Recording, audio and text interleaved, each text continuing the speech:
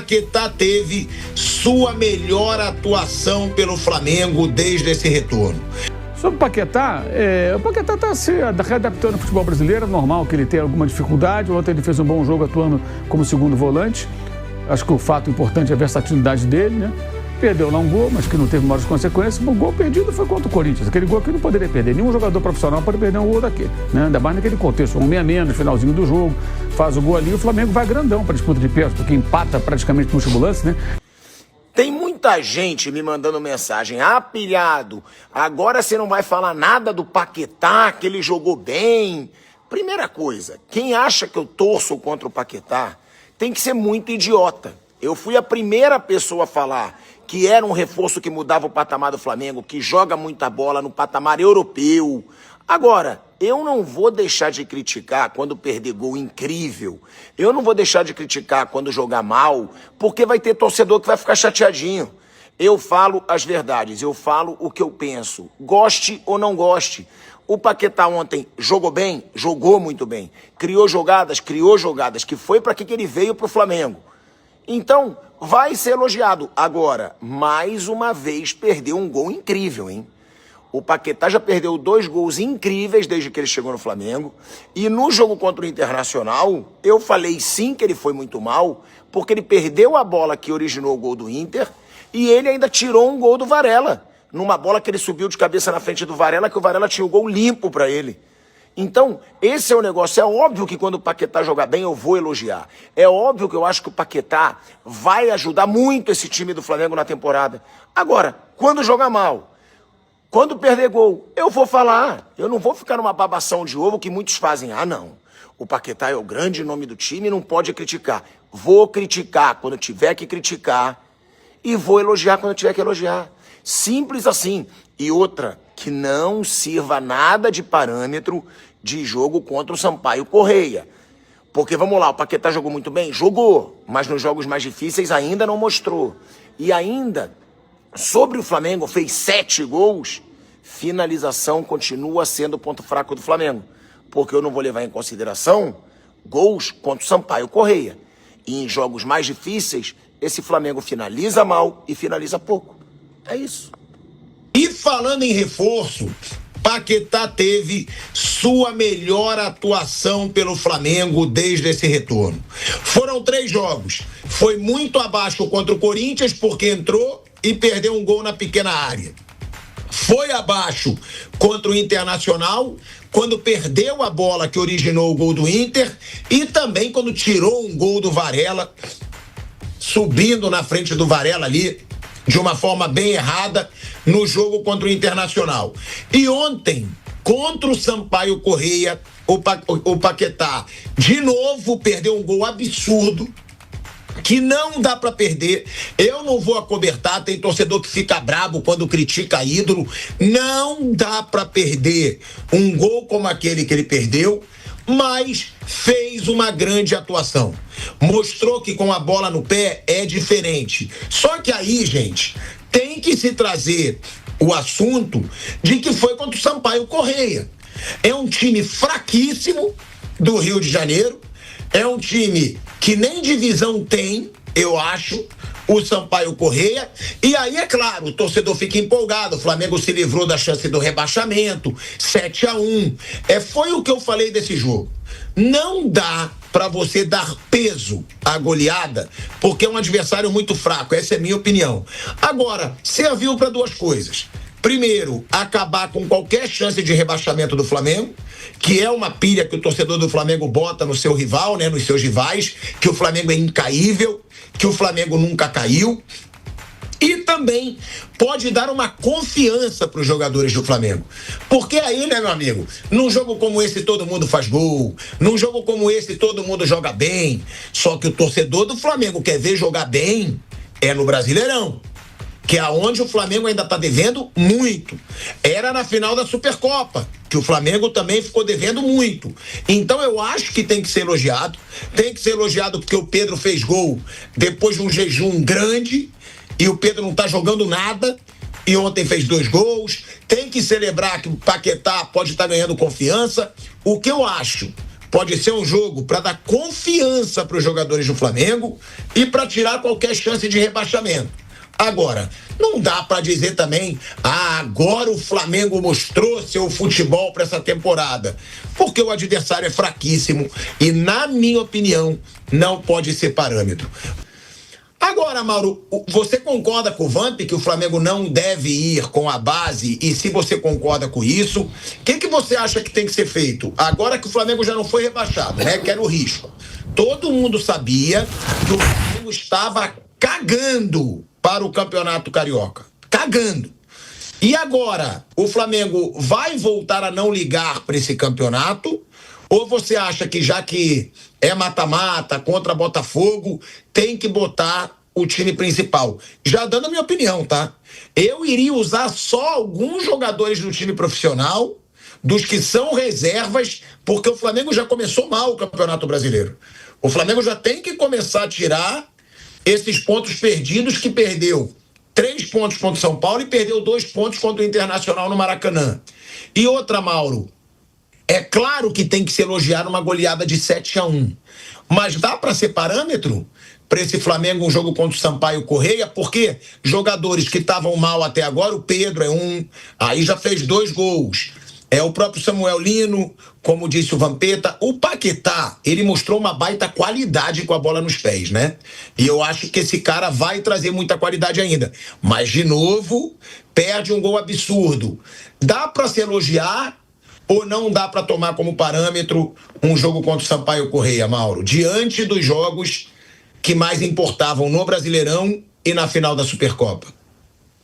Primeiro, assim, eu concordo muito com a análise de pensamento do Vamp. Eu acho que, lógico, a gente vai criticar pontualmente as más atuações do começo de temporada, mas é começo de temporada. Se quiser que o time voe agora, vai estar equivocado. Claro que era para estar jogando mais, claro que a atuação contra o Inter foi patética, muito fraca, pior. Os outros jogos teve bons momentos. Contra o São Paulo no primeiro tempo, contra o Corinthians, segundo tempo com um homem a menos, o Flamengo foi melhor que o Corinthians, que ameaçou muito pouco para um time com a mais. Contra o Fluminense foi um jogo bem vai e cá, momentos de um e de outro, não foi um jogo de ampla supremacia de um e de outro. O Flamengo ainda deu o gol de presente naquela falha do Emerson Royal, né? Contra o São Paulo mesmo perde o jogo num erro também individual grave, assim, erros graves, do Royal, depois do Pulgar, que ajeitou a bola para o Danielzinho marcar, porque tentou dominar dentro da área, enfim. Agora ontem foi um jogo contra um time muito frágil, mas há maneiras de ser ganhado um time fraco, né? O Flamengo meteu 7-1, atropelou os caras e fez os gols, fez o saldo e ficou aguardando um resultado que lhe favorecesse. Poderia ser uma derrota do Boa Vista, a derrota do Madureira, com esse placar elástico que foi construído, ou um empate ou derrota do Nova Iguaçu. O Nova Iguaçu perdeu, e mesmo que empatasse não adiantaria, conseguiu se classificar. Mas daqui para frente o que vai acontecer? O Flamengo joga terça-feira contra o Vitória em Salvador. O Botafogo, a priori, joga com o Fluminense quinta-feira. Eu digo a priori porque esse jogo tinha que passar para quarta. Por quê? O Botafogo vai jogar quinta-feira contra o Fluminense e aí ele vai ficar obrigado a jogar contra o Flamengo no domingo, que aí não pode jogar no sábado. Se jogasse na quarta com o Fluminense, poderia fazer sábado de carnaval, Botafogo e Flamengo. E depois, o Flamengo só na quinta, dia 19, quinta depois do carnaval, na Argentina contra o Lanús. É muito mais tranquilo. 3 horinhas de voo, pega o avião na quarta depois do treino, quarta de cinza, vai para a Argentina, dorme lá, joga e vai embora. O Botafogo vai jogar em Potosí, lá nos 4.000 metros, a fase preliminar da Libertadores. E passando, joga contra são 2 jogos, esse é o primeiro, contra a Argentino Júnior, que ontem perdeu para o Racing 2-1, ou Barcelona de Guayaquil. Então, o Botafogo tem uma caminhada para chegar à fase de grupos da Libertadores. É o jogo mais importante. Que adianta avançar no Carioca, eliminar o Flamengo e perder lá em Potosí, ser eliminado daqui a pouco pelo Potosí. Vamos esquecer que o Corinthians, ano passado, quase foi eliminado pelo time da Venezuela, né? Que até esqueci o nome. É da Universidade de... Universidade, o que mesmo? Até esqueci o nome. A Universidade. E depois caiu para o Barcelona de Guayaquil, que pode cruzar o caminho do Botafogo na próxima fase, né? Se eliminar o Argentino Júnior e o Botafogo passar pelo Potosí, lá da Bolívia, né? Lá são 4.000 metros, mais de 4.000 metros. É alto para chuva, mais alto do que La Paz. Então, o Botafogo tem uma situação da mais delicada de calendário, que joga hoje com o Vasco, poderia jogar quarta com o Fluminense, e aí quarta com o Fluminense, sábado com o Flamengo, ele teria mais um jogo para viajar e tal, altitude, se recuperar.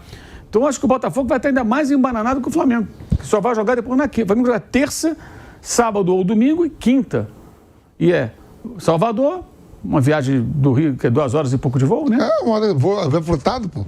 Então voo. 1h50, 2 horas. 2 horinhas de voo. 2 horas já é normal. Então, 2 horinhas de voo. Fretado é mais rápido. Mais rápido ainda, não tem. Enfim. Aí joga. Isso é terça. Aí joga no Rio, não viaja, contra o Botafogo, seja sábado ou domingo. A priori deve ser domingo esse jogo, porque o Botafogo joga na quinta. E depois só na quinta-feira lá na Argentina, que são 3 horinhas de voo também, fretadinho, bonito, tranquilo. Então, o Botafogo está numa situação pior, né?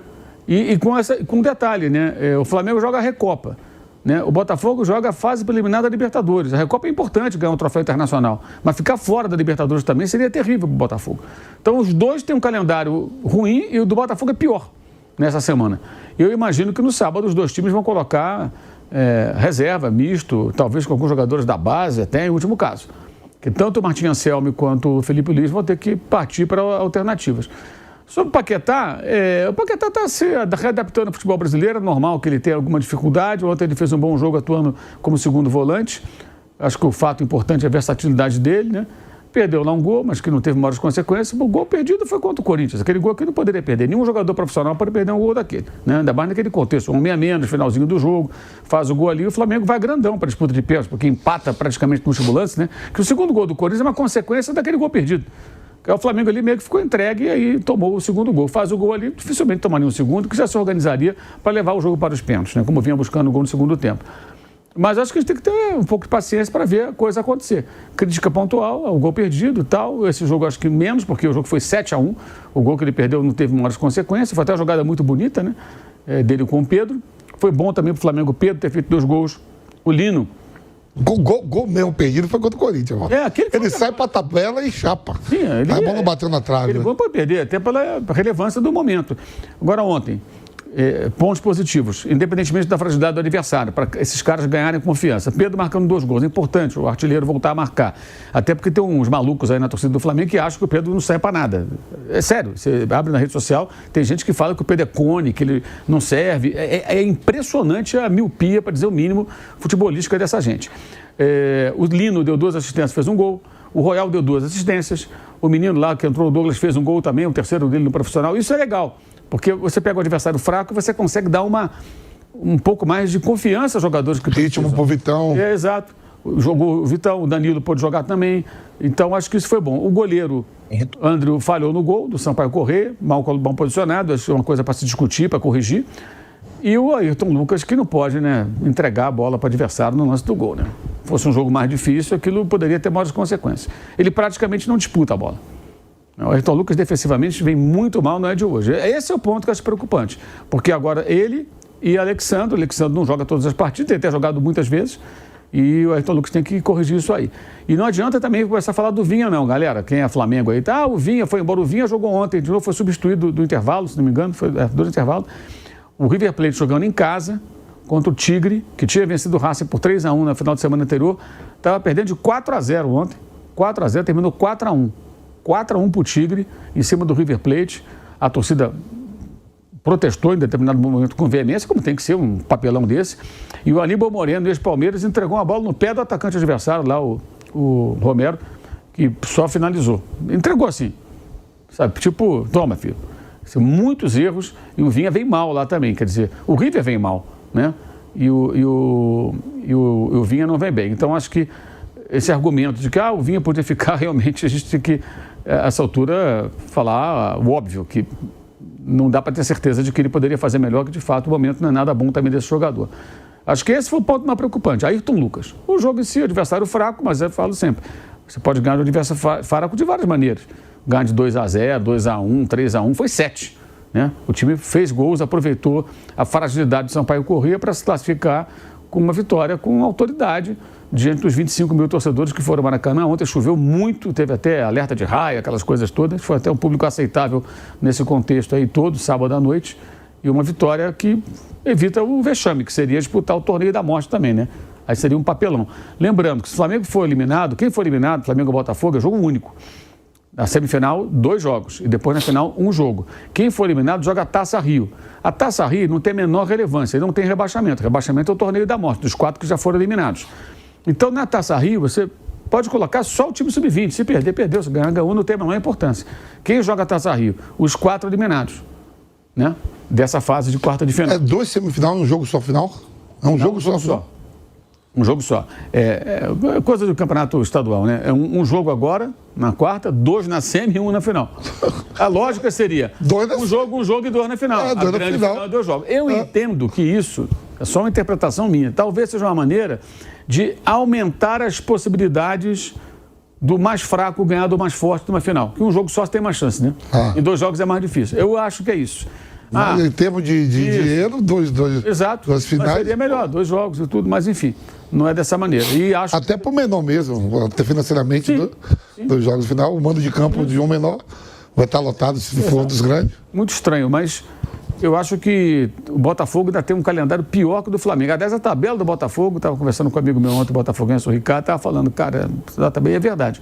Uma sequência terrível de jogos difíceis e tem essa semana muito complicada. Eu acho que sábado a gente vai ver 2 times, sábado ou domingo, né? Reservas. A priori é domingo, lembrando, o Botafogo joga quinta, não pode jogar sábado, tem que jogar domingo. Mas acho que a lógica seria puxar esse jogo Fluminense e Botafogo para quarta, para que eles possam jogar no sábado e o Botafogo tenha mais tempo até o jogo contra o Potosí. Aliás, é um absurdo como o que o calendário brasileiro sacaneia os times que jogam competição internacional. Ao invés de facilitar a vida dos times, ele ferra os times. Quer dizer, tem cabimento o Botafogo jogar domingo de carnaval, podemos jogar no sábado, para poder ter até quarta-feira, viajar. Jogo lá na altitude, gente, na Bolívia. A viagem é mais longa, a questão da altitude é um complicador. Não sei se vai direto ou vai passar em Santa Cruz. Chega a pedir a CBF pedir, não? Não sei, eu acho que eu não vejo motivo para esse jogo ser na quinta-feira. O Fluminense poderia jogar com o Botafogo na quarta, né? Mas, enfim, vou até olhar aqui a sequência de jogos do Fluminense para tentar entender qual a razão dessa marcação.